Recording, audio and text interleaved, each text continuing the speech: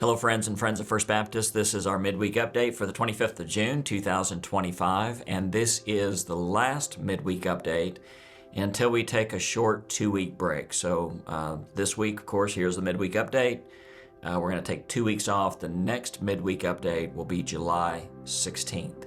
And this is a good time, before we get onto our text for today, one chapter of the Bible to read and pray through.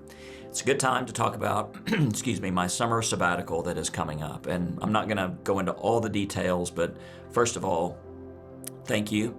Thank you for permitting me time away, time to rest, time to gain some perspective, and to prepare for the next season of ministry. It's been my joy to be your pastor for 25 years.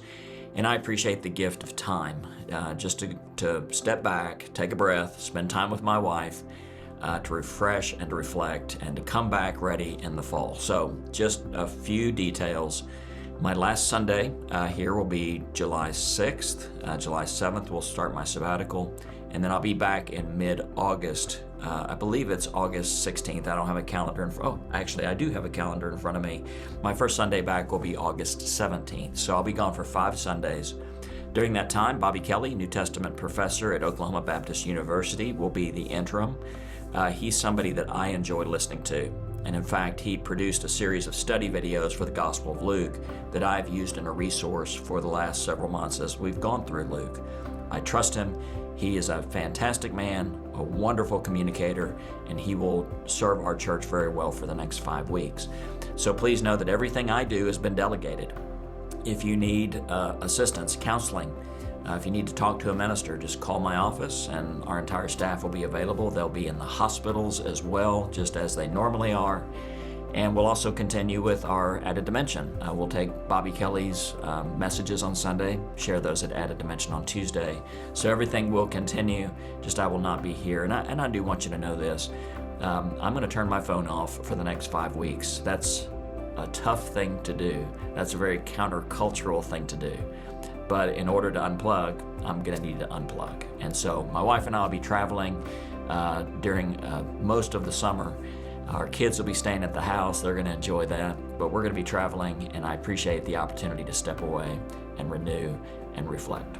Okay, so one thing I would ask you to do, before I forget about this, one thing I would ask you to do this summer, I would ask every person who's involved in our church to go through the prayer room at least once this summer. During the sabbatical time, first of all, I'm not taking a break from church. I'm going to be in worship wherever I am. Please be faithful in attendance, faithful in giving as you always are. But I want to challenge you to pray. Our prayer room is just out of the north exit of our worship center. Spend some time there, just sometime this summer. There's a station in there to pray for conflict areas in the globe, where we have compassion centers. There's an opportunity just to reflect and worship God for one of His characteristics. There's a place to intercede for others who do not yet know Christ. We have about a dozen stations. Take time this summer, spend time in prayer and reflection. Okay, so last chapter of 2 Peter. 2 Peter is arguably the least read book in the entire Bible, but there are a lot of little snippets in here that I think are valuable. And when we get to 2 Peter chapter 3, Peter is talking about the return of the Lord.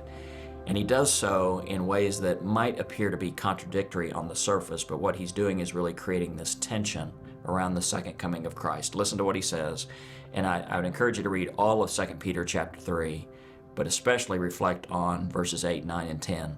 It says this, "Do not forget one thing, with the Lord, a day is like 1,000 years, and 1,000 years is like a day.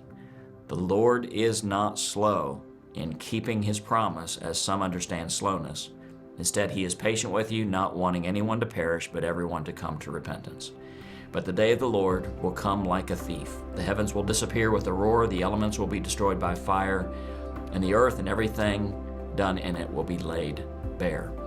So Peter here is kind of landing the plane on this short letter, and he's talking about the return of Christ. He says in one way of looking at the return of Christ, it seems so slow. Christ is taking so long. But He's being slow and deliberate so that as many people as possible may come to repentance. But in another way of looking at it, the return of the Lord is not slow. It will be sudden at a time that you least expect it. And so slow and sudden don't often pair well together, but in this case, that is the case. The Lord, as older Christians would say, seems to tarry. He seems to take his time.